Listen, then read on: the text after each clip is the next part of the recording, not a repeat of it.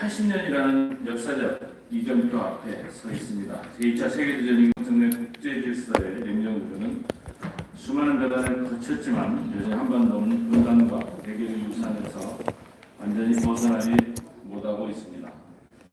미국, 중국, 러시아, 유럽 등 주요 세력들이 상호 견제와 협력 속에 복합적으로 얽혀 있고 동시에 우리에게도 복잡하고 신중한 판단을 요구하고 있는 게 현실입니다. 오늘 우리는 전후 80년 체제를 돌아보며 그 교훈을 성취할 것이고 다극화 세계질서의 현황과 전망을 짚어본 뒤 한국이 장차 나아가야 할 방향을 모색해보는 자리인 것 같습니다. 저는 오늘 이 심포지엄이 단순한 학술 정책 토론을 넘어 한반도의 평화와 번영을 향한 구체적인 해법을 모색하는 출발점이 되기를 기대합니다. 끝으로 이 자리를 준비해 주신 주최 주관단체 모든 관계자분들께 깊이 감사드리고 국내에서 발걸음을 해주신 발표자와 토론자 여러분의 노고에도 경의를 표합니다. 오늘의 만남이 한국으로 나아갈 방향을 제시하는 뜻깊은 자리가 되길 소망합니다. 감사합니다. 네, 박희승 의원님 고맙습니다. 오늘 더불어민주당에서는 참석하지 못하신 외유 일정들이 많습니다. 그래서 이인영 의원, 그다음에 이용선, 민병덕, 구승찬, 이재강 의원실까지 해서 7개 의원실 같이 하고 계십니다. 그리고 진보당에서도 윤종호, 정혜경 두 의원실에서 같이 하고 계십니다. 오늘 정혜경 의원 나오셨네요. 인사 말씀 듣겠습니다.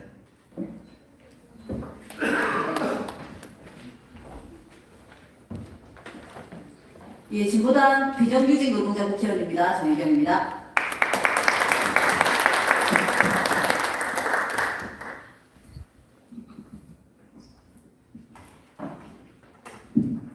예, 지난 80년간 한반도는 냉전 체제 속에서 갈등과 대결에 휘말렸고 그 과정에서 이루 말할 수 없는 희생과 고통을 겪어야 했습니다.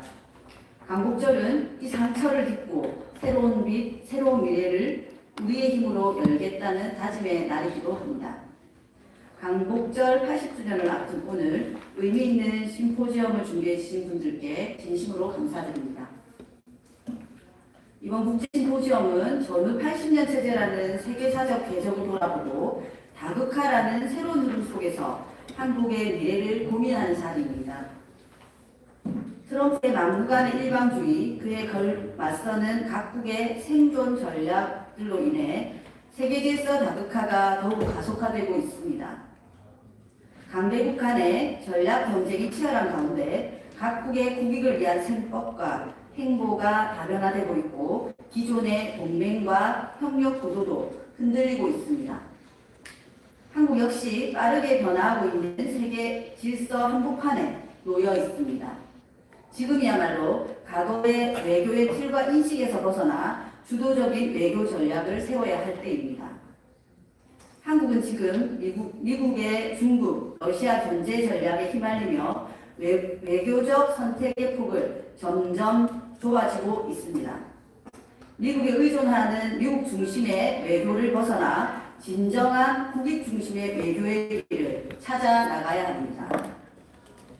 불평등한 한미동맹의 균열을 내는 것을 두려워할 때가 아니라 새로운 한미관계를 수립할 기회와 더 나아가 다극화 세계질서 속에서 한반도의 동아시아 평화, 세계의 평화를 위한 책무가 우리에게 있음을 자각해야 합니다. 오늘 이 자리가 한국이 나아가야 할 길을 찾는데 큰 여러분의 통찰과 비판, 제언을 새겨듣고 국회의원의 역할과 직무를 깊이 고민하도록 하겠습니다. 감사합니다. 네, 정혜경 의원님 고맙습니다. 오늘 많은 분들이 오셨는데요. 시간 관계상 내빈 소개는 생략하도록 하겠습니다.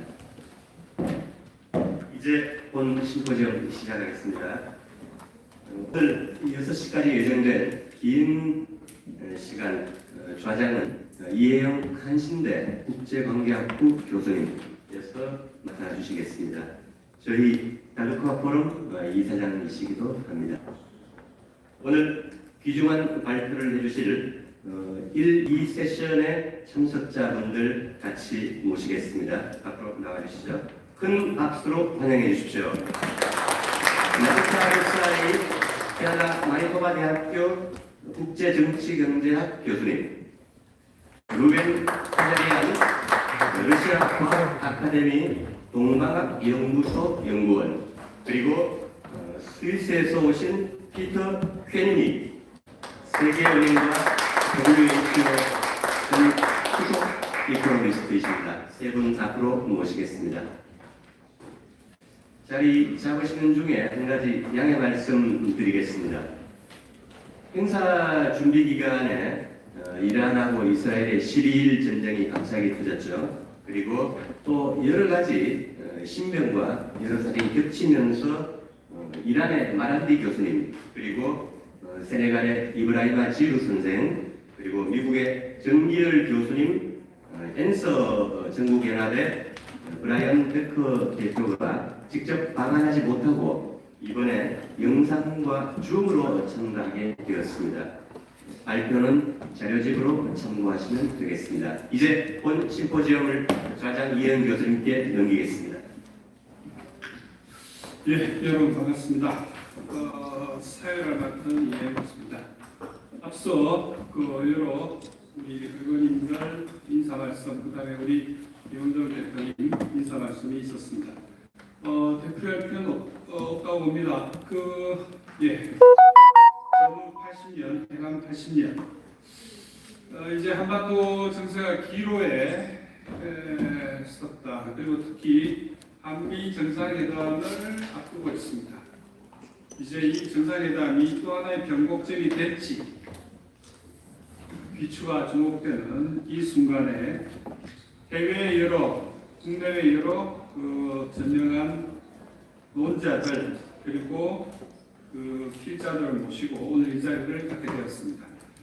준비는 꽤 오랫동안 했는데 혹시 이변점이 보이더라도 너그러이 살펴봐 주시고, 일단 우리 사회자께서도 진행자께서도 말씀하셨다시피 여러분들을 우리가 사실은 모시려고 어떤 분들 모시려고 했는데 그러니까 뭐 여러 가지 내 사정으로 인해서 오시지 못한 분들도 적잖이 있고 그분들의 말씀은 우리가 줌으로 혹은 녹화 영상으로 듣게 되시겠습니다. 그러면 시간 관계상 지금이 1시 반 정도이기 때문에 예전보다 한 15분 정도 현재 지체되어 있네요. 그렇기 때문에 일단 좀 속도감 있게 우리 발표를 진행하도록 하겠습니다. 여기 우선 이 자료집을 보시면은 1세션, 2세션, 그 다음에 휴식이 있고 3세션 이렇게 3개의 세션으로 분류가 되어 있습니다.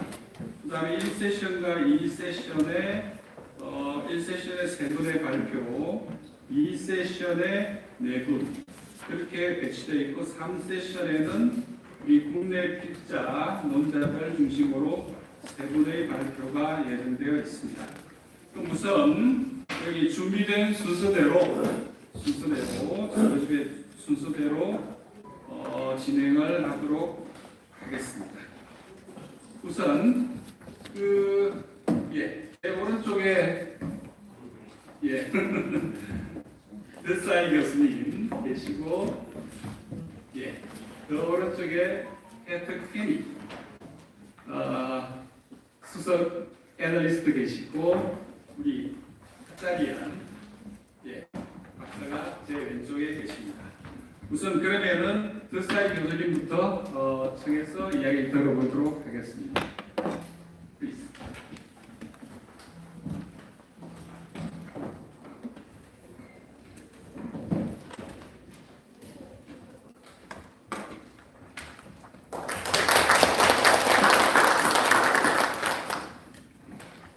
Thank you very much for the organizers for inviting me. Because time is short, I will dive right into my presentation. My title is The Post-War System and Its Frozen Conflicts, a Geopolitical Economy Perspective.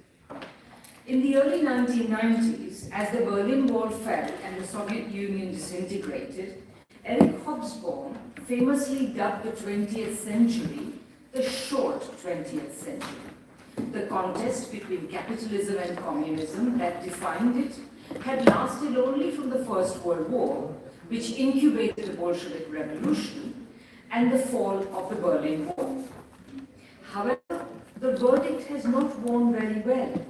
Less than 2 decades later, a new confrontation between capitalism and socialism has come to dominate world affairs. Hobsbawm's verdict, in retrospect, appears to have been a creature of the hubristic end of history zeitgeist of that historical moment. That spirit was soon dispelled, and neither of the two principal expectations aroused by that moment, that the world would henceforth be unipolar and that it would enjoy a peace dividend, were fulfilled.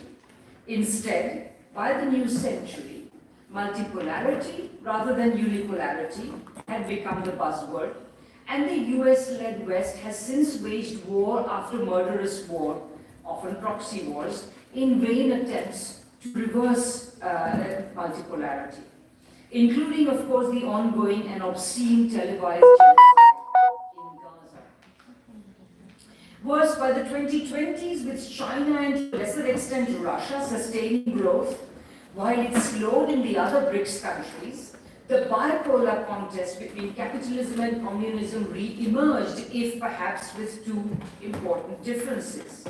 On the socialist side, the world's leading communist country, the People's Republic of China, was joined by the largest remnants of the USSR, learning from, if not lamenting, its passing. And today, this side is less likely to be wedged apart than the USSR and the PRC so tragically were at the height of the Cold War.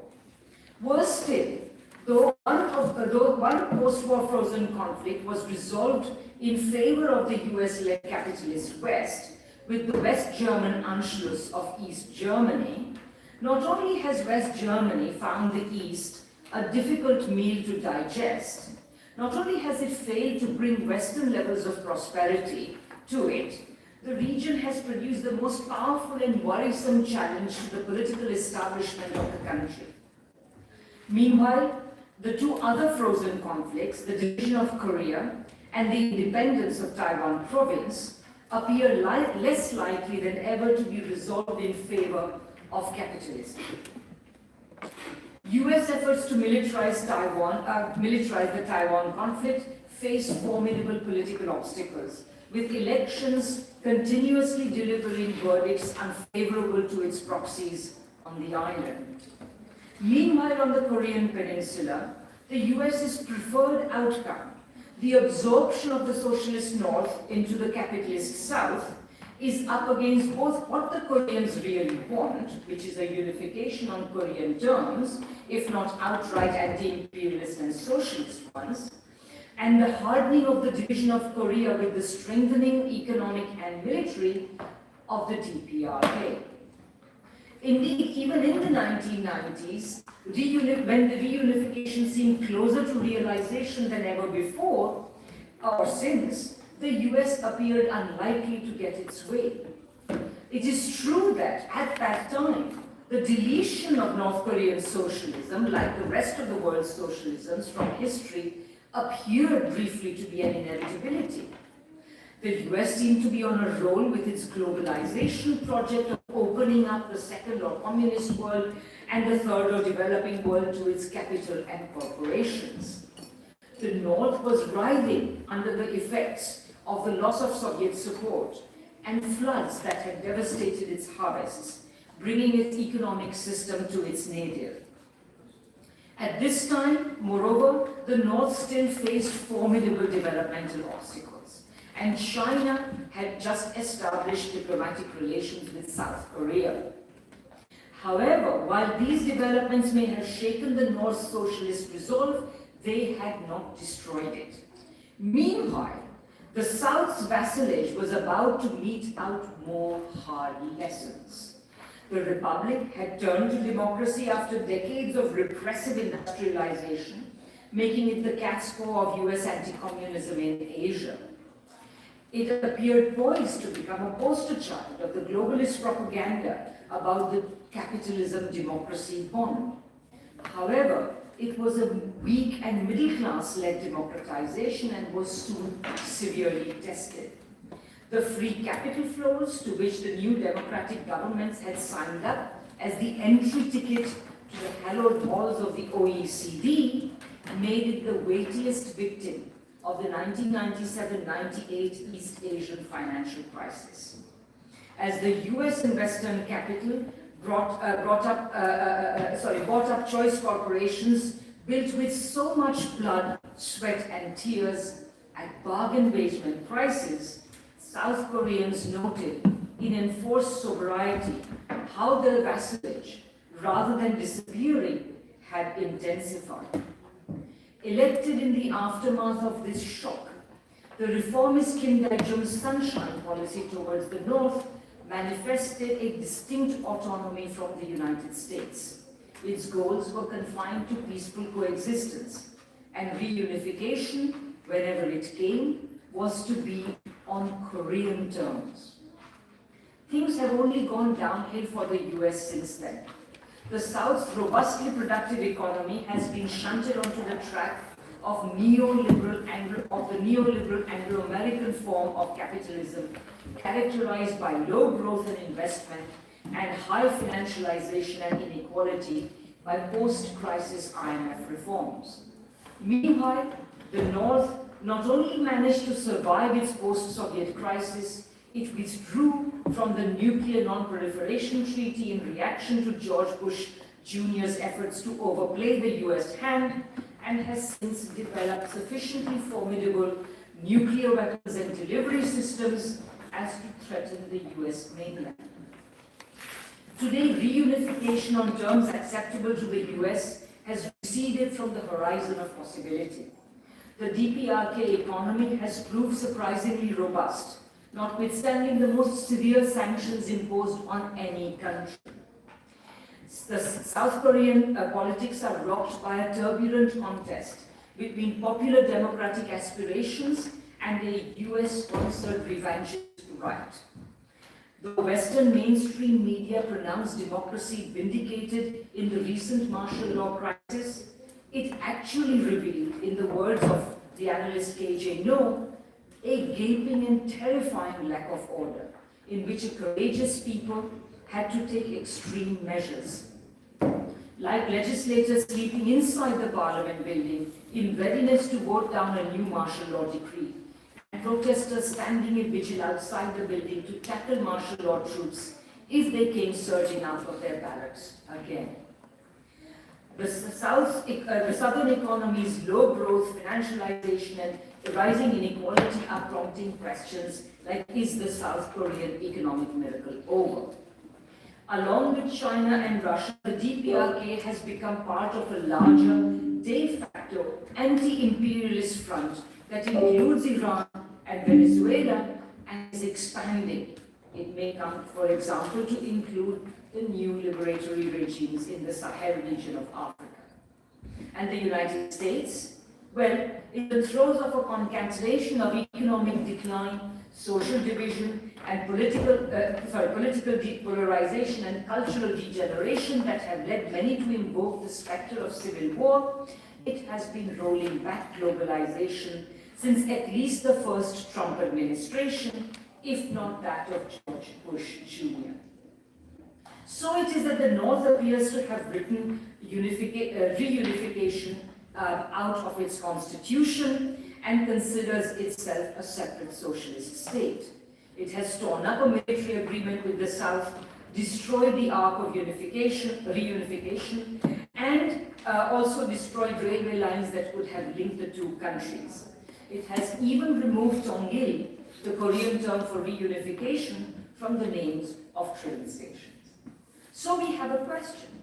What did verdicts like Hobsbawm's get wrong? Why did they not see that capitalism's mortal adversary, socialism, would, like a fighter thrown to the ground, rise again, as if drawing strength from it, and confront again a now much more enfeebled capitalism? Hitherto dominant narratives of international relations and international political economy are of little use. Liberal free trade and globalization narratives expect a continuous broadening and deepening of capitalism that is simply not in evidence.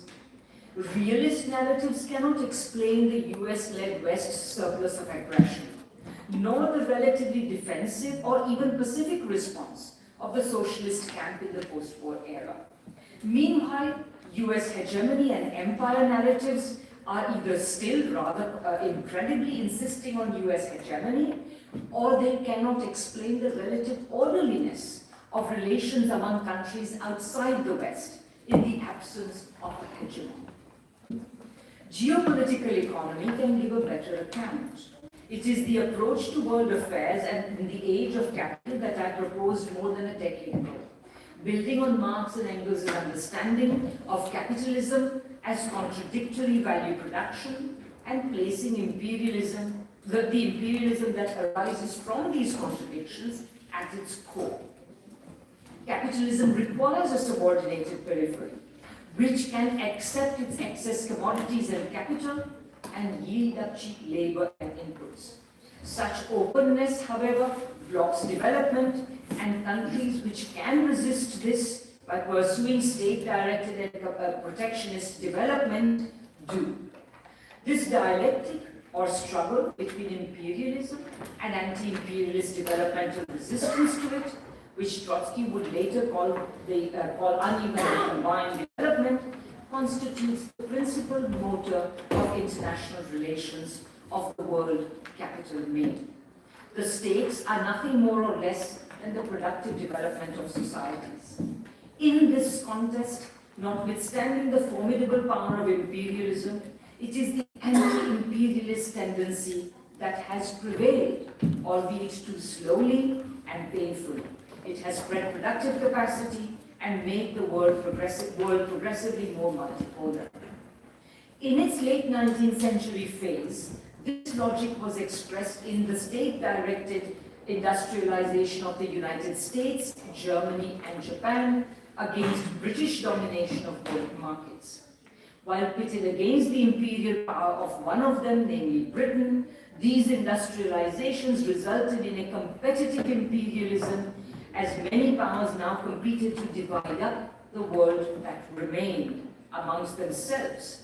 This competition culminated in the First World War and the 30 Years' crisis of 1914 to 1945, the most profound crisis of capitalism and imperialism to date. The period since has been witness to a decline, albeit long and slow, of imperialism and inevitably of capitalism. A brief enumeration of these momentous events must suffice this afternoon to bring us to the matter of the past 80 years. By the early 20th century, capitalism had already arrived at its monopoly phase where Marx argued it would have exhausted its progressive historical mission and become ripe for socialism.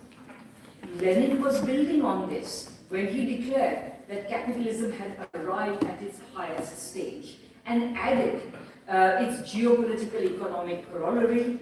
Once competition among newly industrializing powers for colonies had divided up the world among themselves, only conflictual redivision was possible. That is what the two world wars were. They constituted a single war. The Versailles settlement following the 1918 defeat of Germany could settle little.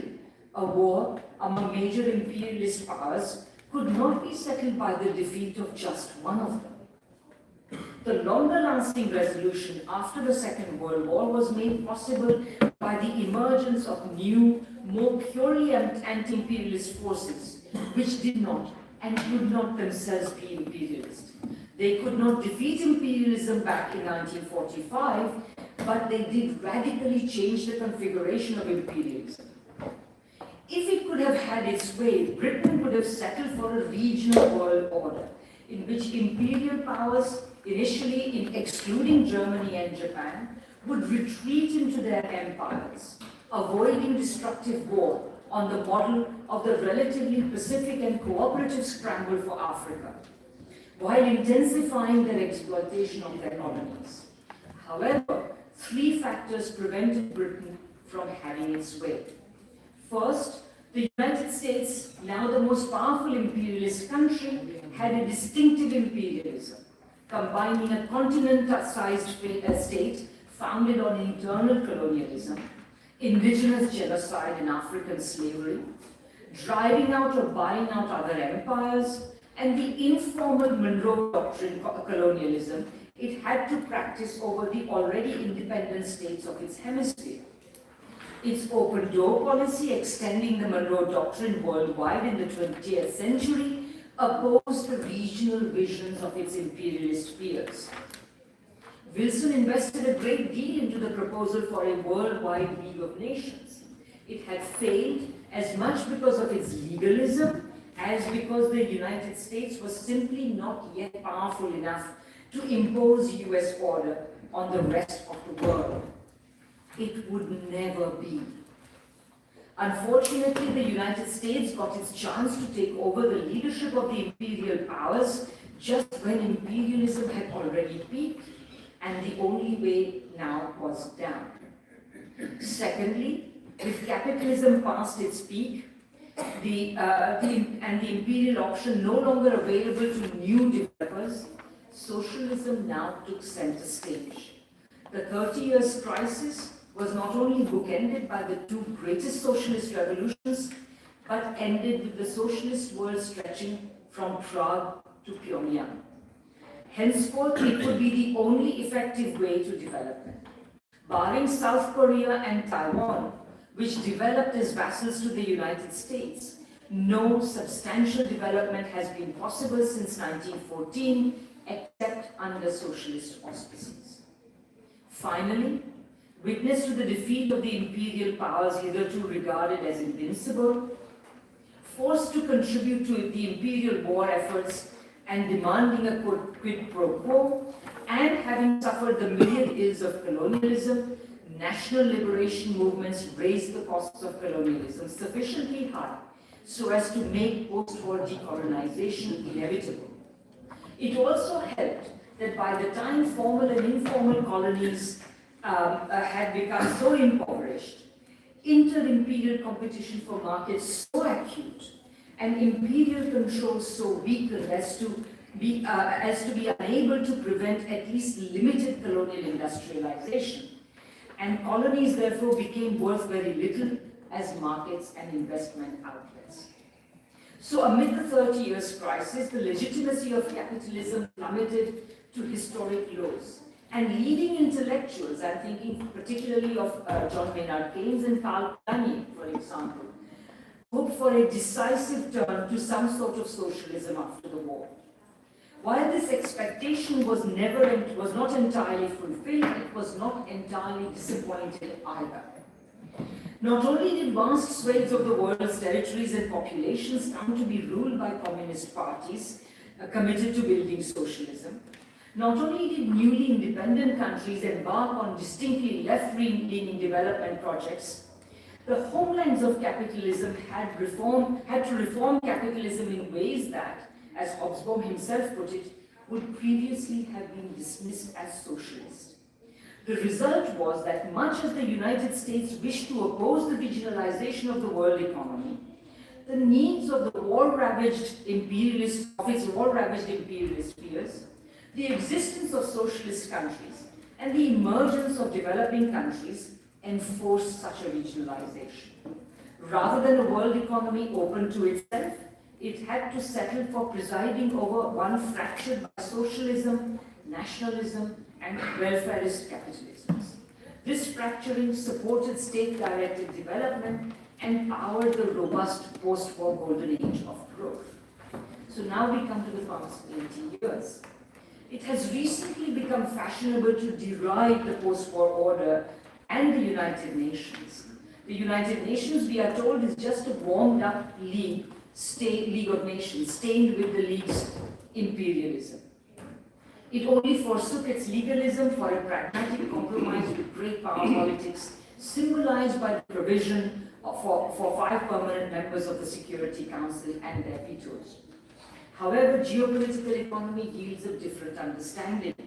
While the League was an instrument for the management of inter-imperial relations, the horizontal or inter-capitalist axis of the geopolitical economy of capital, the United Nations has been shaped by its vertical axis, the struggle between the imperial system and its opponents that had become the dominant one after the Second World War, much to the chagrin of the imperialist powers. The imperialist powers had to include Russia and China in the Security Council, thanks to the indispensable contribution that these two had made in the victory against fascism. Eventually, they had to give up their absurd pretense that Taiwan was a legitimate occupant of China's seat. And the Soviet Union contributed key elements of the United Nations formation, including the veto of the permanent members of the Security Council, which it has since exercised against imperialism repeatedly, and the exclusion of Germany and Japan from it. Overall, the United Nations could not even attempt to be an instrument for the preservation of the imperial system. It could only be an arena where the vertical conflicts would be played out. No wonder the imperial countries established NATO to preserve their power. However, the imperialist front could only be as strong as capitalism and imperialism, and its strength in the post-Second World War period has been exaggerated by two myths about the first three post-war decades. The first myth is that the golden age of post-war growth was due to capitalism. It was not. It was due to the socialistic modification and reform of capitalism in the First World, the phenomenal growth of the socialist camp in the Second World, and considerable growth of the newly independent countries pursuing left-leaning projects of autonomous national development in the Third World. That, after almost 5 decades of neoliberalism, which progressively unshackled capitalism from socialistic regulation, obligation, and taxation, a senile monopoly capitalism has only low growth and investment and high inequality and financialization to show for itself underlines this point. Secondly, contrary to the assumption that the United States was hegemonic in these decades, it failed to create a world economy open to its capital and corporations. The needs and demands of its fellow imperialist powers, the existence of the communist bloc, and the political assertion of the Third World prevented it. Militarily, the US lost major wars in Korea and Vietnam and had to give up the arms race and pursue détente with the Soviet Union. The dollar system, its ersatz empire, has never worked. Its gold link had to be broken in 1971, and it has since rested on a series of financializations, expansions of dollar-denominated financial activity, which have always been volatile and unstable, and are now reaching the end of their ability to sustain themselves. Since the Golden Age, the political economy of the neoliberal decades has cast the neoliberal societies, led by the US and UK, into irreversible decline. Economic weakness has inevitably translated into military weakness. The astronomical sums that the United States spent on its military have only yielded a further string of failures in Afghanistan, Iraq, Libya, and elsewhere, and will lead to more in Ukraine, the Middle East, and, if it is bloody-minded enough, in the Taiwan Straits. Meanwhile, though the demise of the USSR set socialism back, it signaled no superiority of capitalism.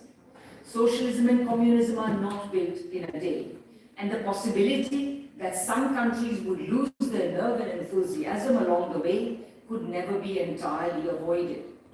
That some version of socialism remains necessary is clear from the fact that countries keep turning to it, simply because there is no better way to development. As the Soviet Union demonstrated earlier and China today demonstrates, socialism can achieve productive development and material levels of well-being compatible with planetary survival and world peace.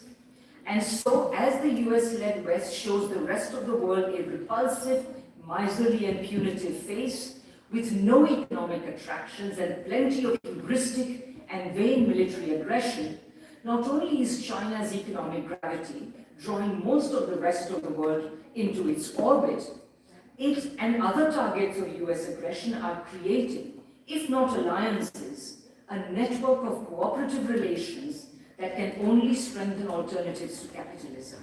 Whether they are called socialism or not matters little. This is the story that explains the unexpected resilience of communism and equally unexpected fragility of capitalism everywhere, including on the Korean Peninsula. This contrast has been at work for the past 80 years, and it's not about to stop. Thank you very much.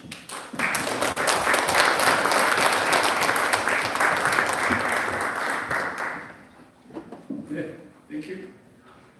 네, 감사합니다. 우리 조사이 교수님, 지준 시행자이라면 익숙한 분들도 있을 텐데 아무튼 굉장히 재미난 관점에서 말씀을 해주셨습니다. 그다음 베크 영상으로 지금 브라이언 베크 미국 앤서 대표신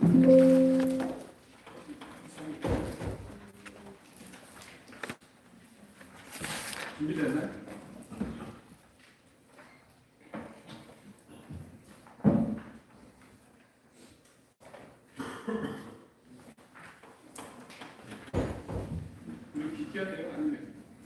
Thank you so much for the invitation to join your symposium. It's very great to be with all of you and to extend our solidarity to you from the U.S. anti-war and peace movement. August 15th, 2025 marks the 80th anniversary of the unconditional surrender of Japan to U.S.-led Allied forces ending World War II. Rather than inaugurating a new era of peace, U.S. military forces only redeployed and began preparing for other military engagements. Within 5 years after the end of World War II, the U.S. military led 26 other countries to carry out a full-scale engagement in Korea. As everyone at this conference knows, the Korean War, as we call it in the United States, has not ended, not even today. Every war has a beginning and an end. Korea, however, seems to be the exception. The Korean War began in June 1950, but it has never ended. Even today, the U.S. government refuses to sign a peace treaty formally and legally ending the war that began so long ago. There are a series of complex and at times contradictory reasons for U.S. policy towards Korea. But today we can say without hesitation that the United States seeks to maintain an active conflict, or at least the threat of an active conflict, on the Korean Peninsula, and for a very particular set of reasons. The first reason is, of course, that the United States seeks to maintain domination over the southern half of the Korean Peninsula. And to that end, it requires a pretext to maintain tens of thousands of U.S. military forces inside of South Korea. Military forces that function as an occupying force, and a military force that gives the United States primary control over South Korea, making the concept of sovereignty and independence in the southern half of Korea something of a fiction. No country can be truly free when tens of thousands of foreign troops occupy its territory, and when the foreign military leadership maintains primary control in the event of any conflict or crisis. The United States maintains that kind of occupying force. It pretends it does so to protect and defend the Korean people. The second reason for the U.S. military preparation for war and maintaining an active conflict in the Korean Peninsula is to cynically use the notion of conflict in Korea as a pretext to position vast quantities of U.S. Air Force and naval assets into the Pacific region. When President Obama announced the U.S. pivot to Asia in 2011, it was somewhat vague in terms of what he actually meant. But by 2020, 9 years later, we can see that the United States had pledged to and was repositioning more than 60% of its U.S. air and naval assets into the Pacific region. In the case of this second motivation for maintaining an active conflict or the threat of active conflict, this goal has little to do with Korea and everything to do with U.S. preparation for a major war with the People's Republic of China. When we call this policy cynical, we really mean it. The U.S. is pretending, as I said, to care about the fate of the Korean people, but it really sees Korea today as nothing more than a pawn on a geostrategic chessboard. In 2018, the Pentagon formally restructured its military doctrine and strategy in its quadrennial report. The new doctrine replaces the so-called war on terrorism as the Pentagon's primary focus. The new doctrine states that major power conflict will be and is today a strategic priority and focus of the Pentagon, which includes all of its contingency planning, all of its deployments of naval, land, and air forces, and also for Pentagon budgeting. It also informs and directs the Pentagon's main propaganda about the contemporary era, about world politics. And it completely, as a part of this propaganda, demonizes China thoroughly and makes China appear to the American people to be something that they should fear, something they should hate, something that they should be prepared to go to war against. China is presented every day in the US media as the aggressor. It is presented as a great threat to the security of the people of the United States.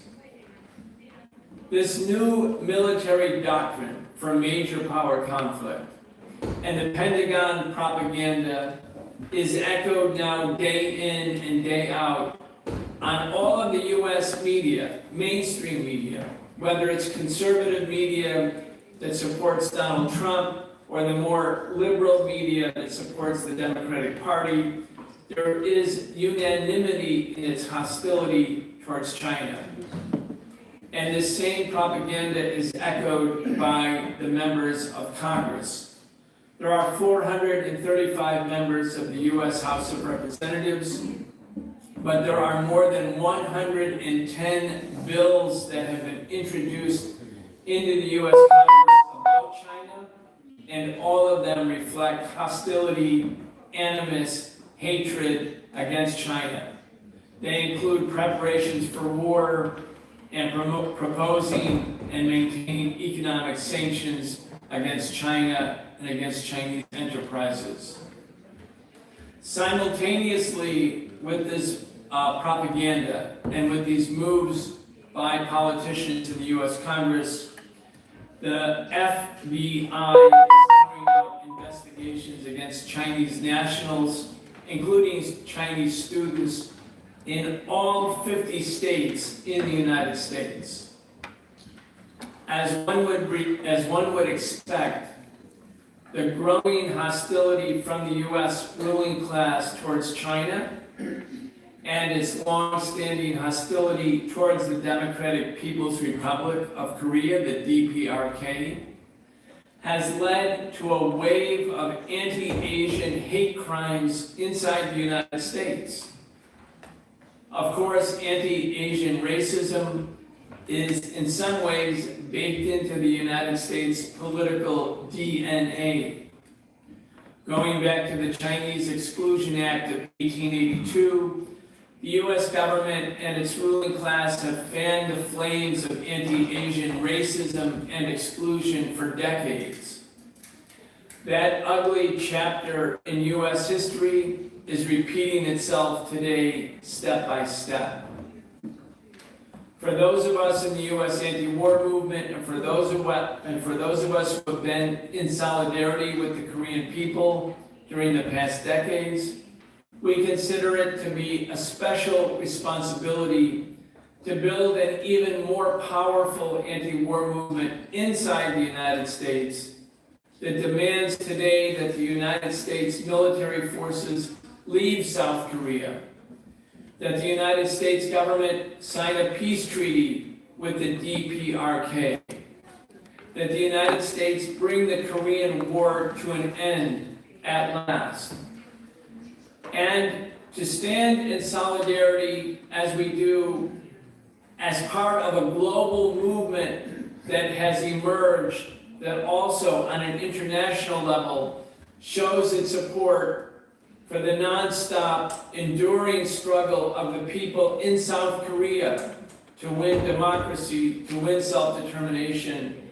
to live free of foreign occupation, and to win the epic battle for social justice for workers, for farmers, for women, for young people who are bearing the brunt of a system that prioritizes corporate profit over the lives and needs of human beings. We take it upon ourselves here in the United States to challenge the nonstop demonization of the DPRK, which is used as a tool to maintain punishing economic sanctions that harm the entire people in the northern part of Korea. It is noteworthy that the United States government has passed a travel ban in the last decade, making it a criminal act for Americans to visit North Korea. This is something that violates the democratic and civil rights of the American people and is designed to prevent the American people from seeing with their own eyes what life is like in North Korea. We think it is crucial that the people of the United States be able to visit the DPRK, to meet people from the DPRK, and to be able to communicate about their experiences in North Korea without fear of censorship or repression inside the United States. Since the end of World War II 80 years ago, the United States has used military invasions, occupations, and economic sanctions against the DPRK, against Cuba, against Venezuela, against China, and against all of the countries that have sought to take a different path, an independent path, so that they can be true masters of their own destiny. We stand in solidarity with your conference. We demand that the United States leave South Korea and that it sign a peace treaty right now with North Korea. We say to all of you that we hope for the great success of your conference. We say with all sincerity, long live the solidarity between the struggling people of the United States and the struggling people of Korea, and the people of the world who yearn to live in peace, with dignity, and with self-determination. Thank you so much. We wish you the very best in your journey.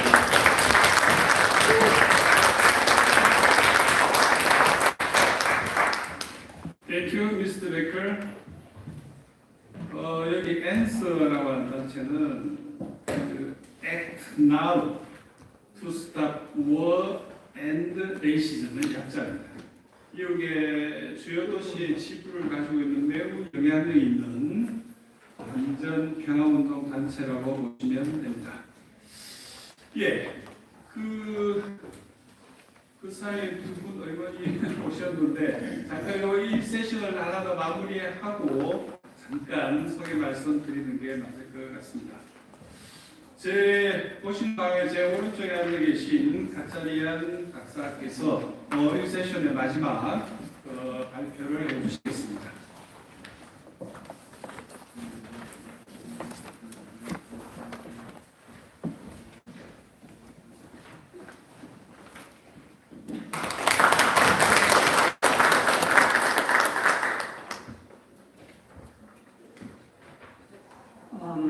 First of all, let me thank the organizers of this conference for this possibility to stand on this stage and deliver my thought and share them with you.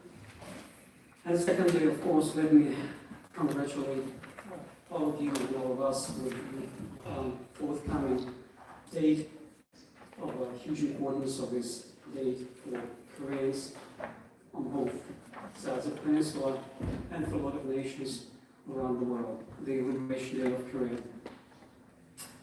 So this year marks not only the anniversary, the 80th anniversary of Soviet Union's great patriotic war, which ended in the defeat of Nazi Germany, the Second World War, which ended in the defeat of Japanese militarism. These victories also mark the way to the liberation of Korea, which also marks the 80th anniversary. However, the moment Korea gained independence actually marked the beginning of a new dramatic era for the history of Korea, era of division. This division that emerged in the middle of the last century during the post-war rebuilding of the world was consolidated after Korean War. It was maintained during the Cold War, survived its end and remains to this date, being a constant source of tension on the peninsula and in the region of Northeast Asia. This division still largely determines many phenomena in the domestic political life of two Korean states. Traditionally, we distinguish both external and internal factors among the reasons for the division of Korea. The confrontation between two global socio-political systems represented by the United States and the USSR, as well as their allies and satellites, is considered as the external factor. The internal factor includes the political struggle between various ideological trends within Korean society, mainly between left and right-wing forces. In a sense, both factors stemmed from the fact that at the beginning of the 20th century, a new, fundamentally different model of social, political, and economic development emerged. And by the middle of the century, it had become significantly stronger, which challenged the capitalist system of the advanced Western countries. The number of adherents of this model of development for the future of Korea has steadily increased, and according to some reports, a significant proportion of the country's population expressed support for this system or sympathized with the communist idea by the time of the liberation of Korea. Although neither Moscow nor Washington had any clear intentions to divide Korea at the beginning of the post-war period, the rapid strengthening of the Soviet Union's position in the world, caused by its significant achievements in state building and victory in World War II created the threat of spread of socialist ideology on a global level. The need to deter the spread of this ideology led to the transformation of allied relations between the two powers into an antagonistic confrontation almost immediately after the end of the hostilities. The decision of the future of the independent Korea coincided with the beginning of a cooling of relations between the Soviet Union and the United States of America. Despite the fact that Winston Churchill's Fulton speech delivered in March 1946 is generally considered the starting point of the Cold War, it should be noted that problems in Soviet-American relations arose much earlier. In the first months of the joint occupation of Korean Peninsula preceding the Moscow Conference in December 1949, the Soviet and American military administration were forced to quickly solve many tasks of restoring normal life in the territories that they controlled. It is well known that from the very beginning of their presence on the Korean territory, the Soviet and American military authorities acted differently and sometimes completely opposite ways. In the absence of a single coordinated plan of action between the parties, both the Soviet and American occupation administrations were forced to rely on political forces that demonstrated loyalty to them. This contributed to the consolidation of opposing domestic political forces in the two parts of the peninsula, and as Soviet-American relations worsened, it became a stable trend. Without going into detailed analysis of subsequent developments, it is necessary to emphasize the strengthening effect that the external influence of the opposing sides had on the ideologically polarized Korean society. The process of Korea's division is a complex and multifaceted phenomenon covering a rather small period of time. The Korean political actors involved in this process have undergone a complex evolutionary path in which their actions contributed to the deepening of antagonism between the two parts of the Korean peninsula, which ultimately led to the formation of two independent states. So this short historical period was characterized by a lack of willingness to reach consensus, a desire for dialogue with the opposite side, compromises to work out a mutually acceptable solution. In most cases, the political forces of Korea followed the either-or principle, which led to sharp conflicts when rejecting certain ideas and programs. Individual initiative to put forward compromise proposal as a rule faced resistance from both right-wing and left-wing participants, which was interpreted as betrayal. So let me highlight at least these three key factors that played a decisive role in the division of Korea. First, increased bloc polarization characterized by the formation of stable geopolitical alliances and opposing coalitions. Second, the Korean Peninsula is the epicenter of such confrontation where the interests of world's leading powers collide in an acute form. And third, a high level of domestic political polarization manifested in growing fracturing in public opinion and political alliance on key issues on domestic and foreign policy. If we fast forward to today and review the current domestic and foreign policy situation of the Republic of Korea, we will see something very similar in a number of ways. Today, the world is obviously moving towards a new stage of global confrontation. The situation is characterized by high dynamics of events taking place in various regions of the planet. It should be noted that the current development trends are clearly negative.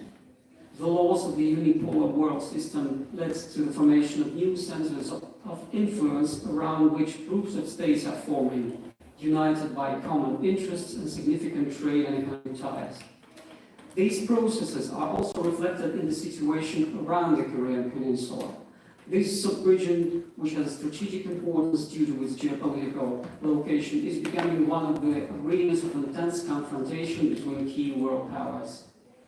The antagonistic nature of the interaction between the main actors here is becoming more pronounced, which inevitably excludes the possibility of maintaining neutrality in the future, And this is in addition to the numerous problems associated with long-standing confrontation between the two Korean states. Currently, the 38th parallel separates not only two Korean states, but also two groups of countries with different approaches to solving the problems of the Korean Peninsula, regional security, and prospects for the global world order. In recent years, there has been a significant deterioration in political and diplomatic interaction with states, which is accompanied by extremely low efficiency of the mechanisms of international organizations in resolving escalating conflicts. The triangles familiar from the Cold War era are emerging more and more clearly around the Korean Peninsula. The United States, Japan, South Korea, and China, Russia, and the DPRK. And it should be noted that these groups of countries currently do not form an appropriate military political structures. But this situation is not static and obviously continues to evolve further. The foreign policy relations of the Republic of Korea with key states in the region also demonstrated gradual transformation within the logic of the bloc confrontation.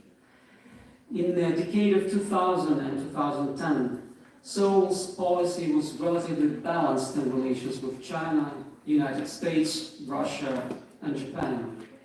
Relations with China began to deteriorate in 2017 and with Russia in 2022. At the same time, the strengthening of the US-South Korea-Japan military political alliance reinforces this imbalance. Ideas of promoting of NATO infrastructure in Asia, as well as the deepening of cooperation between the Republic of Korea and the alliance, do not contribute to reducing tension. The Republic of Korea has already been subjected to a complex pressure from the North Atlantic Treaty Organization, the United States of America, and a number of European countries, which strongly recommends Seoul to take a more principled position on the issue of Russian-Ukrainian conflict. As for the domestic political situation in the Republic of Korea, there is also a tendency towards social polarization, as demonstrated by a recent political crisis. The main political actor, the right or conservatives, was rooted in the very process of the formation of the Republic of Korea in 1948, when two opposing states emerged on either side of the 38th parallel, each of which claimed the status of the only legitimate state entity on the entire territory of the peninsula. After the end of the Korean War, hostility towards the North and anti-communism finally became the central elements of the political platform of South Korea's ruling circles. The DPRK and the countries of socialist camp were perceived not only as a challenge to their own course of nation building and development, but also as a threat to the existence of the Republic of Korea. Despite ongoing fractional struggles, scandals, splits, and unifications, the South Korean ruling class remained fundamentally unchanged. However, already during the presidency of Syngman and the subsequent years, alternative concepts gradually emerged in South Korean society aimed at solving the problem of the division of the unified state and finding possible ways to overcome it. The opposition political forces of the Republic of Korea, reacting to the tough and irreconcilable line of the ruling elite, rejected the confrontational rhetoric regarding the DPRK. As an alternative, they proposed the concept of dialogue as a fundamental instrument for finding peaceful ways to reunify the country. This approach represented a counter-discourse aimed at de-escalating tensions and stimulating constructive interaction between the two parts of the Korean Peninsula. The implementation of the Sunshine Policy strategy and the effective overcoming of consequences of the Asian financial crisis contributed to the broad support and the direction of the state development alternative to the previously dominant approaches. Thus, two dominant trends can be distinguished in the political spectrum of the Republic of Korea today: conservative and democratic. Conservatives, representing the right wing of political discourse, focus on strategic partnership with the United States of America, ensuring national security and promoting the principle of globalization in market economy. In the context of inter-Korean relations, they take a tough stance towards the DPRK, which is due to their commitment to the principles of left-wing deterrence and strengthening the country's defense capability. Democrats or center-leftists advocate the expansion of social programs and active state participation in social protection of the population. In inter-Korean relations, they prefer dialogue and diplomatic methods of conflict resolution. Democrats traditionally emphasize the need to form a more independent, balanced, and autonomous foreign policy, which reflects their desire to diversify international relations and reduce dependence on the United States. In the context of worsening international and domestic political situation, there is a tendency towards the transformation of legitimate forms of political struggle towards authoritarian and more aggressive methods. Signs of a new dividing South Korean society are manifested in the deepening contradictions between various social and political groups, which could lead to destabilization of the political system. South Korean society is facing the need to implement a comprehensive de-escalation policy, reduce the level of confrontation, sentiments, strengthen inter-societal ties, and create conditions for constructive dialogue between various political and social groups. The internal political crisis in South Korea in the winter of 24 and 25, caused by President Yoon Suk-yeol's attempt to impose martial law in the country, revealed these well-known diseases of the Korean society stemming from the period of the formation of the division on the peninsula and the emergence of two Korean states. At that time, in addition to external factors, the divide was based on the ideological prerequisites for choosing fundamentally different ways of further social economic development. Today, the echoes of the same differences are manifested in the artificial polarization of public opinion regarding the direction of domestic political development, as well as issues of building relations with neighbor countries, which in the future can seriously destabilize the social balance in the country. The division of unified Korea in the second half of the 1940s largely occurred due to the irreconcilability among the opposing political groups of the Koreans themselves. But even today, the ability of society to resolve internal contradictions independently and peacefully is the foundation of a stable future. In general, this time South Korea has coped with the task of restoring democracy in December 24. Its alarming trends persists. So the purpose of my report is not to directly compare the events that took place 80 years ago with modern realities. It is more important to identify mechanisms and patterns of social historical development, taking into account specific features. To a large extent, both in the past and in the present, Korean society faces similar problems and challenges. It is obvious that the current situation is largely due to the unresolved problems of the past. So summing up, I would like to highlight three aspects that require close attention. First, the Republic of Korea faces the need to ensure continued sustainable economic growth. In the context of global economic transformation characterized by stagnant trends observed in many developed countries, there is a serious threat that the economic well-being of the state.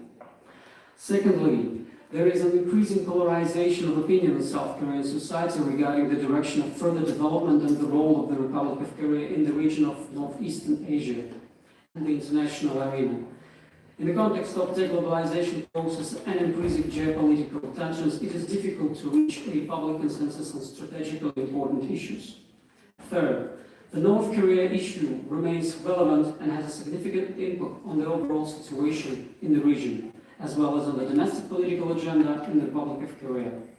Much will depend on how relations with Pyongyang are built, both in the domestic, political, and economic perspective for South Korea. The existing division of the Korean Peninsula requires the development of new mechanisms for normalizing interaction between the two countries. It is of serious concern that the factors mentioned above, which played a decisive role in the division of Korea in the mid-40s of last century, are now being traced again both inside and outside Korea. And this situation is not static. The dynamics of its development is quite significant and tends to further aggravate. These challenges require careful consideration. Thank you very much.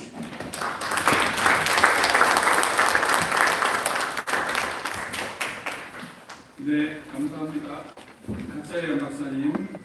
여기 프론트에 나와 있는 것처럼 러시아 화학 아카데미 동방연구소 현재 일하고 계신 러시아 한국 전문가라고 보실 수가 있는데 아주 서늘한 경고, 한국 분단을 우리 한반도 분단을 초래했던 그 요인들이 지금 현재 이 순간에 다시금 되풀이되고 있다고 하는 아주 정말 쿨한 원인이 아닌가 이렇게 생각이 됩니다. 예, 첫 번째 세션은 일단 여기서 마무리하고 그 사이 조금 늦게 참석하신 우리 두 의원님이 계신데 소개를 잠깐 드리죠. 중간에 나오셨습니다. 더불어민주당 우리 구승찬 의원님 그리고 중앙당 송영길 대표 오셨는데요. 두 분 인사 말씀 잘 청해 듣고 이 세션 바로 넘어가겠습니다. 구승찬 의원님.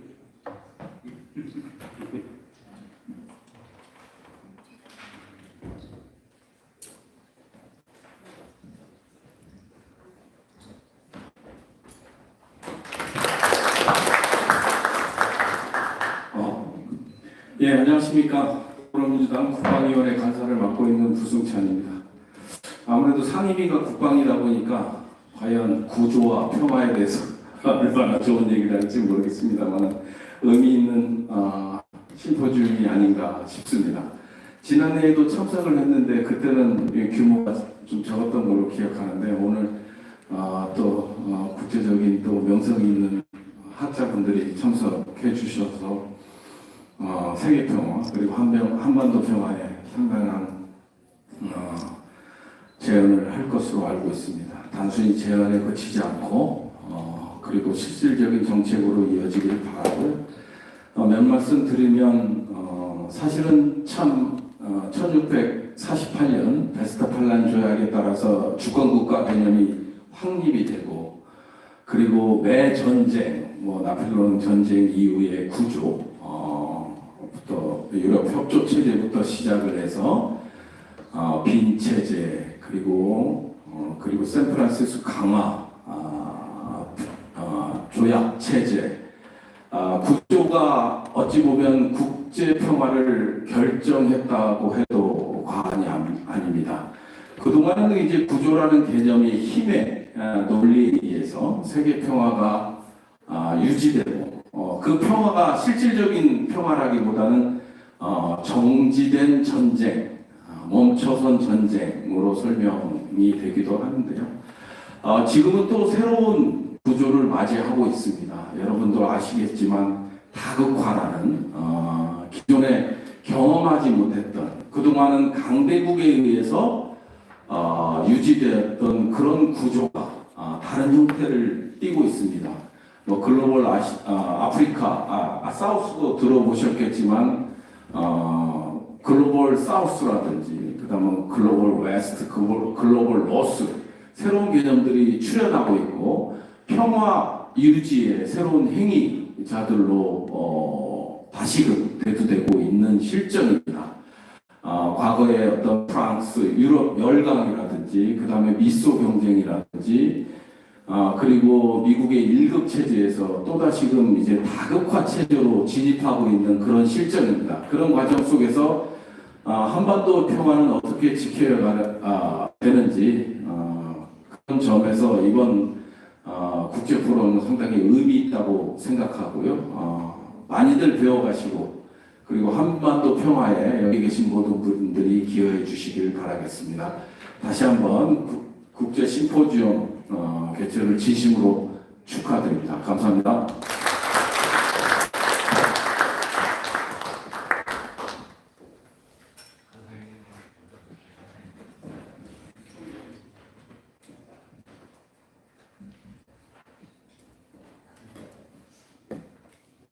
죄송합니다. 네, 우리 송영길 중앙당 대표 다시 인사 말씀 듣겠습니다.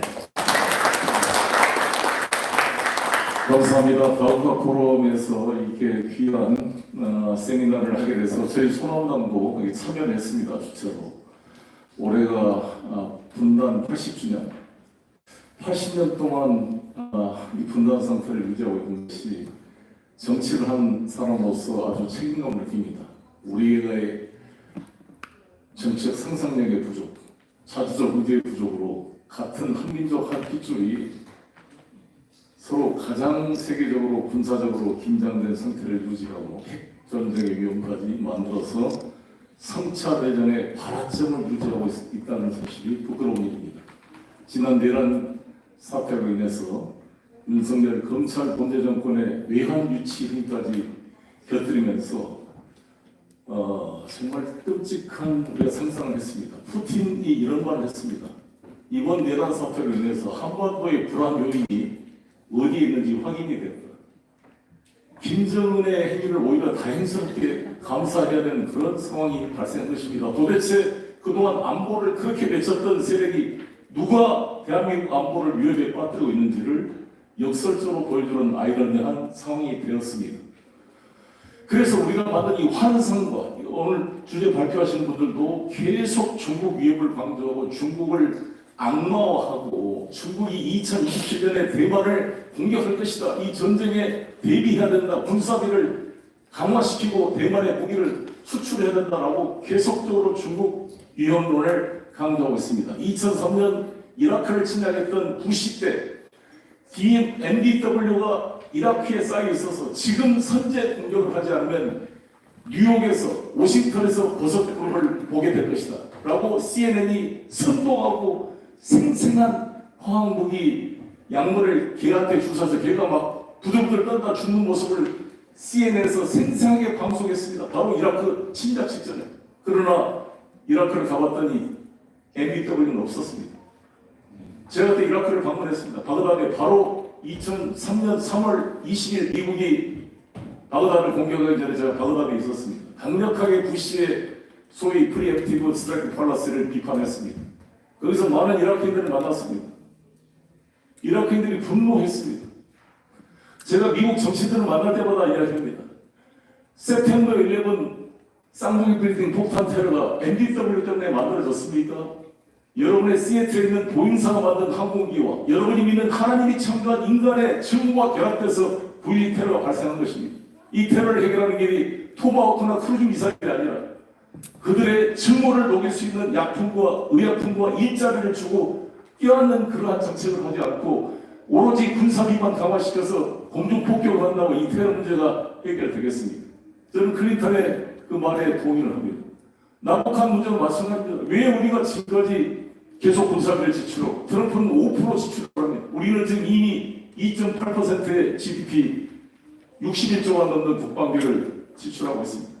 미국 자기들도 지금 지출한 게 3.4%밖에 안 되는데 5%를 지출해서 이미 2조 7천억 달러라는 엄청난 돈을 살인 무기를 생산하고 유지하는 데 쓰고 있습니다.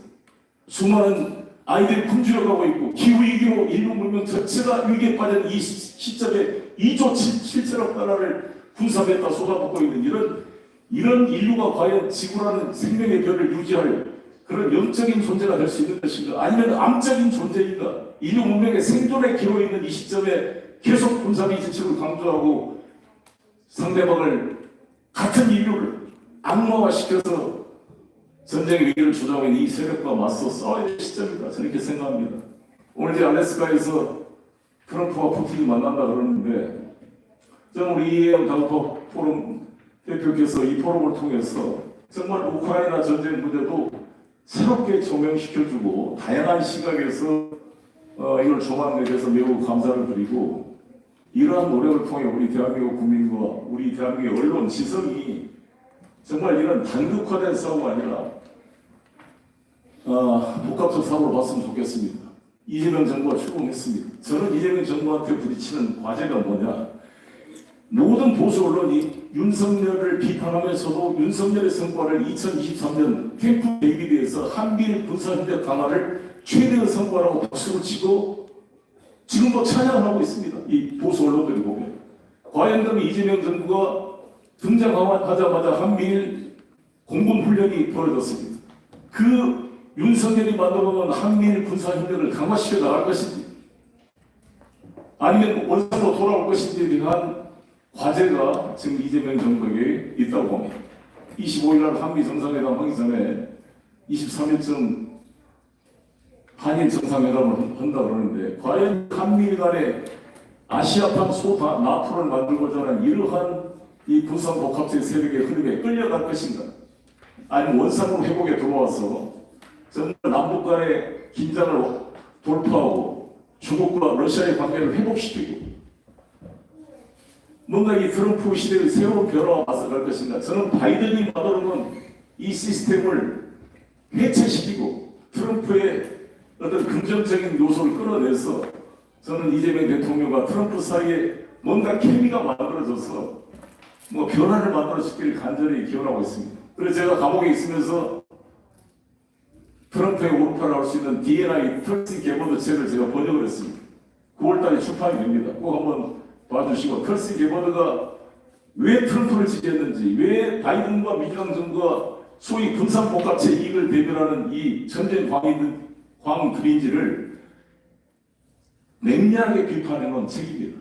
이 책을 통해 트럼프의 여러 가지 문제점이 있음에도 불구하고 트럼프의 긍정적 계기를 잡아내서 정말 북미 간에 싱가포르 하노이에서 실패했던 것을 복원하시는 기회를 찾기를 간절히 바라고 있습니다. 이번에 존 볼턴이라는 친구가 알래스카 푸틴 트럼프 회담을 비아냥거렸습니다. 이미 푸틴한테 진 거죠.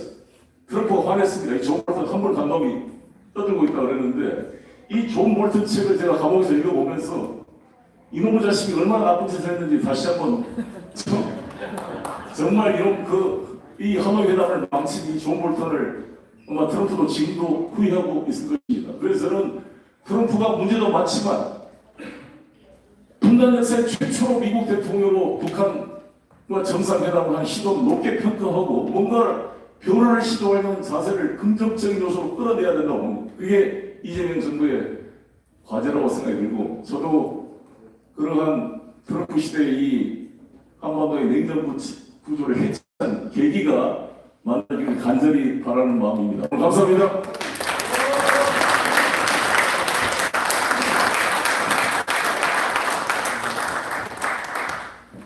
예, 감사합니다.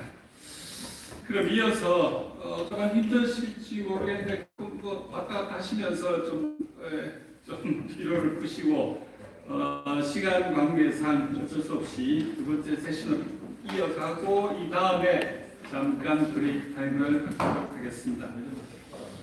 예, 송영길 대표 말씀하신 것처럼 아직까지 정권 교체가 되었음에도 불구하고 윤석열 없는 윤석열 체제가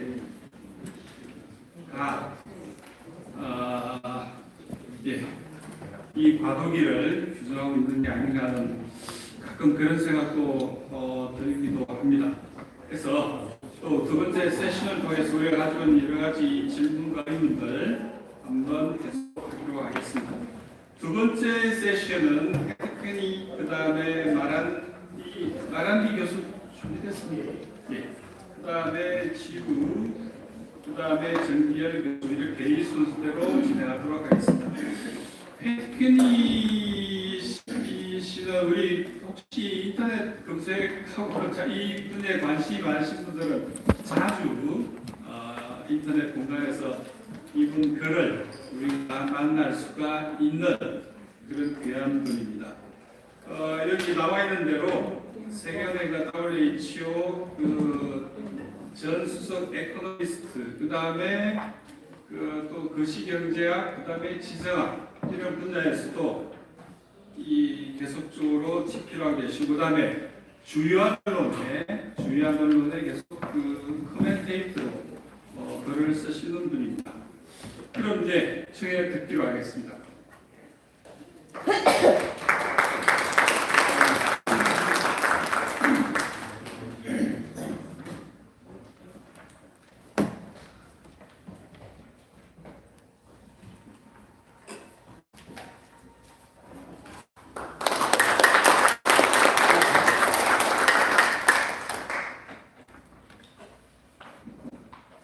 First of all, let me thank you very much for having invited me to this very important symposium. I'm very honored. Today we are celebrating the 80th anniversary of separation from... Sorry. Is it better now? Yes. Okay. Today we are celebrating the 80th anniversary of the liberation from 35 years of Japanese colonial rule over Korea, which ended on 15th of August 1945, with Japan's capitulation after World War II.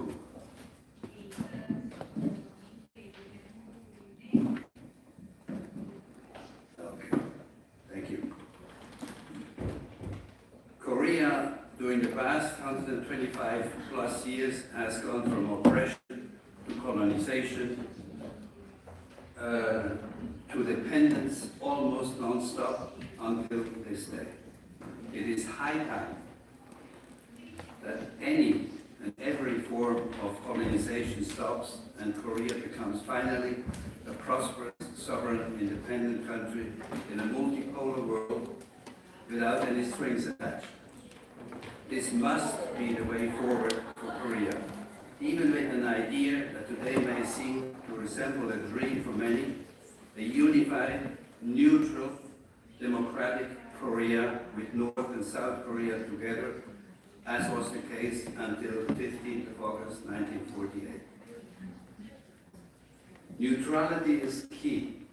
Neutrality is the precursor, if not the condition, for lasting peace. After World War II, the superpowers of the United States and the then Soviet Union divided the country into South and North, into the Republic of Korea, south of the 38th parallel, controlled by the United States, and north of the 38th parallel, into the Democratic People's Republic of Korea, DPRK, on 9 September 1948, under control of the then Soviet Union. A brief historic background shows that Korea's history is some 5,000 years old, much of it in parallel with China's historic past. To put today's South Korea in context, we must understand her history of oppression before this arbitrary division of what once upon a time used to be a sovereign Korean country. Japan was considered the Eastern power in the latter parts of the 19th and the early parts of the 20th century. During the Second Sino-Japanese War and World War II, Japan also controlled from 1931 to 1945 parts of China, Manchuria, Northeast Asia, encompassing the northern part of present-day China, and parts of Russia, Russia's Far East, as well as parts of mainland China. This domination also ended with Japan's surrender in 1945 after World War II. In the latter part of the 19th and early part of the 20th century, Japan was steadily increasing her influence over Korea, especially after her victory in the Russo-Chinese War, which lasted from 1904 to 1905. This brought about a gradual erosion over Korean sovereignty. As a result of the Taft-Katsura Agreement in 1905, Japan forced Korea to sign a so-called Protectorate Treaty, which placed Korea under Japanese control. Just in case, as a reminder, William Howard Taft, the U.S. Secretary of War and Prime Minister Taro Katsura of Japan, engaged in discussions that resulted in a secret understanding. The Taft-Katsura Agreement, also known as the Taft-Katsura Memorandum, was a 1905 discussion between the United States and Japan regarding their respective interests in East Asia. Particularly regarding Korea and the Philippines, while not a treaty, it acknowledged Japan's sovereignty over Korea and the United States' control over the Philippines. Essentially, the agreement recognized Japan's dominance in Korea, which would later be formally annexed in 1910 in exchange for the U.S. retaining control of the Philippines.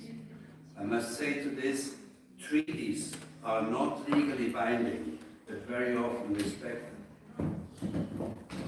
Japan did not technically invade Korea in 1910. However, Japan annexed Korea through the Japan-Korea Annexation Treaty signed on August 22, 1910.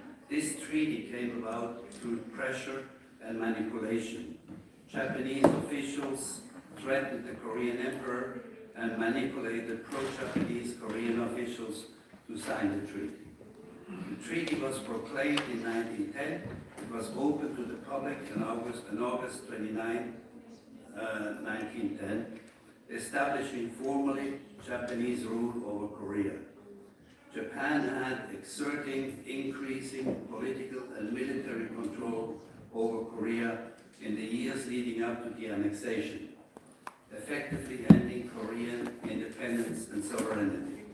The treaty stipulated the complete and permanent cession to His Majesty the Emperor of Japan of all rights of sovereignty over the whole of Korea. When the Japanese Empire collapsed after World War II, Korea did not just become independent, as it should have been independent. Instead, Korea was divided by the two main remaining superpowers after World War II, United States and the Soviet Union. The proposal to divide Korea was made by the US, and the Soviets accepted. The 38th parallel being the dividing line, and it stays divided to this day. However, this was not the plan. Before the end of World War II, the Allied leaders reached an understanding that the division was temporary, that eventually Korea would be placed under international trusteeship until Koreans would be deemed ready for self-rule. One may ask, legitimately ask, what is the international trusteeship? And who decides whether a country is ready for self-rule? The international trusteeship system established by the United Nations in 1945 was a system for administering and supervising territories that were not yet self-governing, often former mandates of the League of Nations or territories taken from defeated countries after World War II. The goal was to prepare these territories for self-government or independence. The Trusteeship Council, the principal organ of the United Nations, was responsible for overseeing the system. The aberration of this decision is clear from the outset. Who decides over a country and her people's capacity of self-rule? The United Nations? The newborn UN officially came into existence on the 24th of October 1945 with 51 members, almost all of them leaning in favor of the West, the United States of America.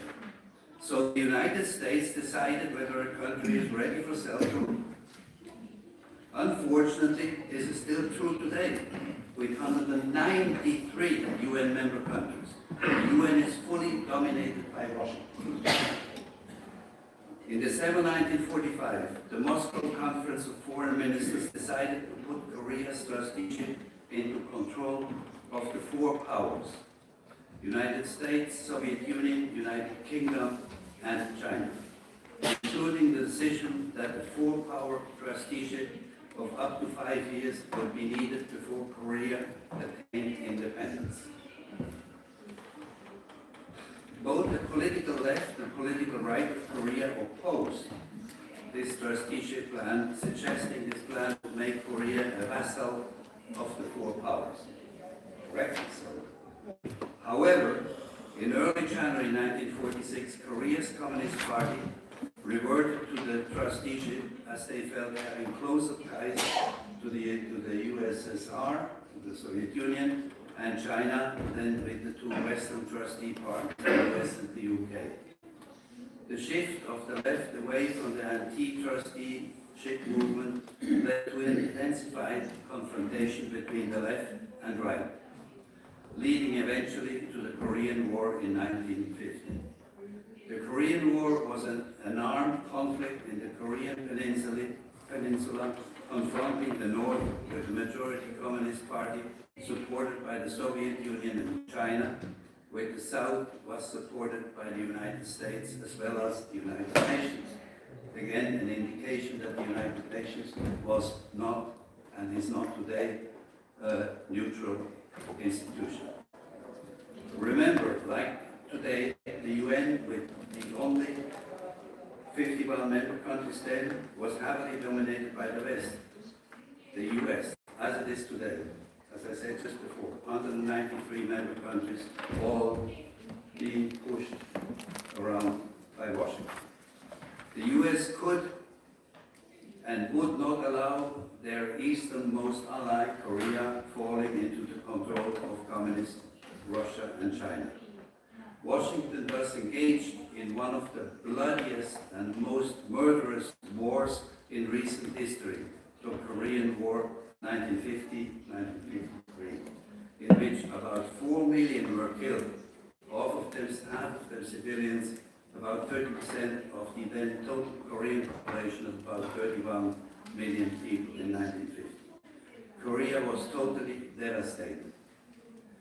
At the proposal of Washington, Korea was divided into North and South at the 38th parallel. As of this day, there is only an armistice but no peace agreement between the two Koreas.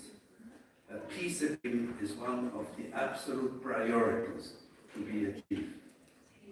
Today, South Korea hosts one of the US's largest military bases, except for Okinawa perhaps, in the Pacific region, probably with an unidentified number of nuclear warheads on this territory.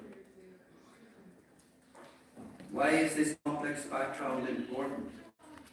Because only knowing what Korea went through in the last plight of Koreans, a country divided and still not free, looking forward to a brighter future, one must know the past. Or as the saying goes, you have to know where you're coming from in order to know where you're going. Globalism or unipolar versus multipolar, the West versus global South.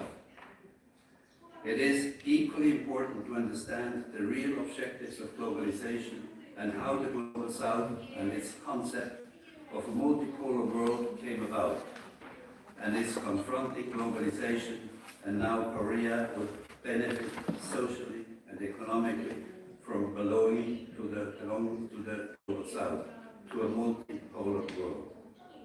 We must comprehend the crucial role that Ukraine plays in a globalist domination.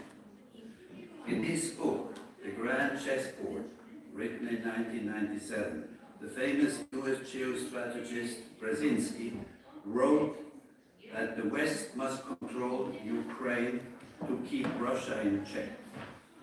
Brzezinski wrote, Ukraine, a new and important place on the Eurasian chessboard, is a geopolitical pivot because its very existence as an independent state contributes to Russia's transformation. Those are the words of Brzezinski at the time, and they are still valid today. He continues arguing that if Russia can be kept small or made weak, it will be possible to engage in confrontation with China to restore the unipolar world.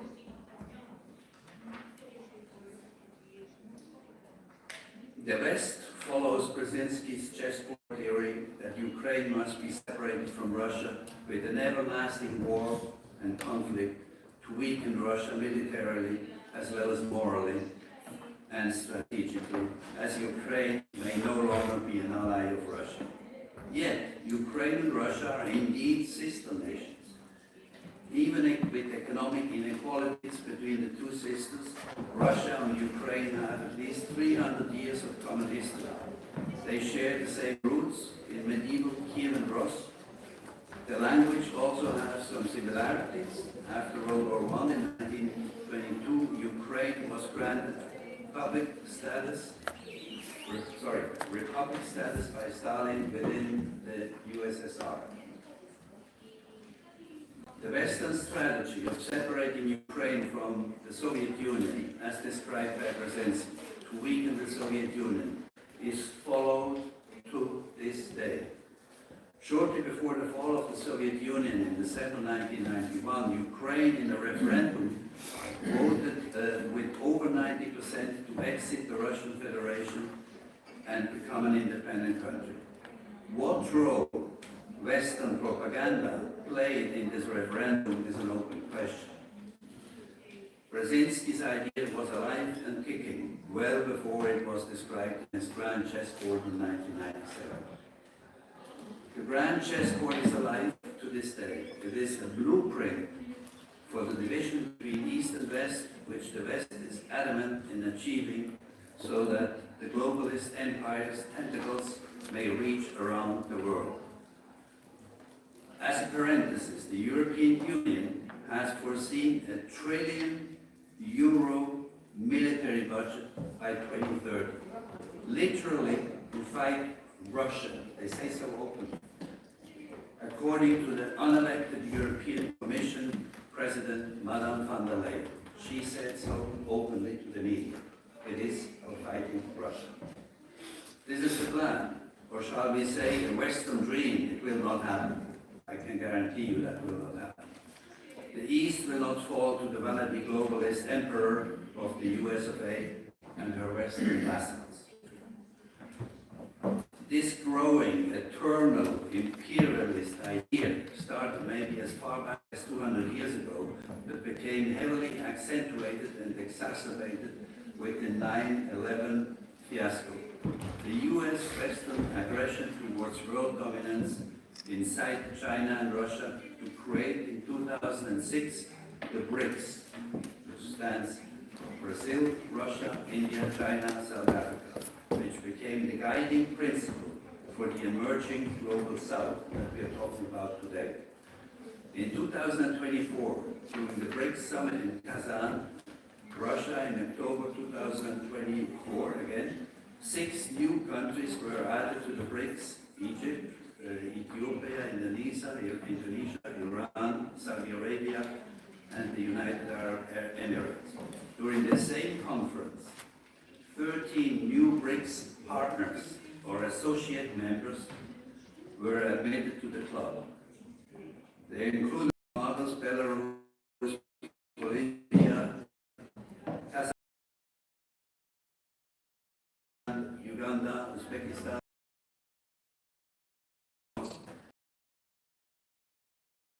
independent, sovereign, neutral, democratic, and unified Korea becoming part of this dynamic, independent, multipolar global South development scheme.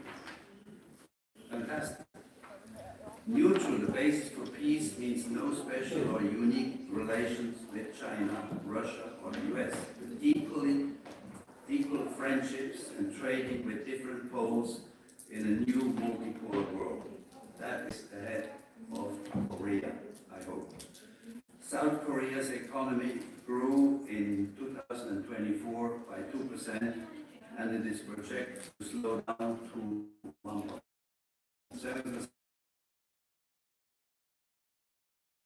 growth pattern, so to speak. Rather than in constructive investments like infrastructure, education, and health for people's well-being. As we have heard from the previous speaker today, South Korea spends already about 2.8% of its GDP on arms, because the United States requests for it. And every time they go to a joint maneuver, mostly against North Korea, South Korea has to invest more money in their armament, which means all of these funds are funds taken away from progressive development that would finally serve the people. So you can imagine if these 2.8% are spent on social services, on normal infrastructure and social services, rather than on military expenditures, that the GDP of South Korea would also be growing much faster than at 1.7%. Compare this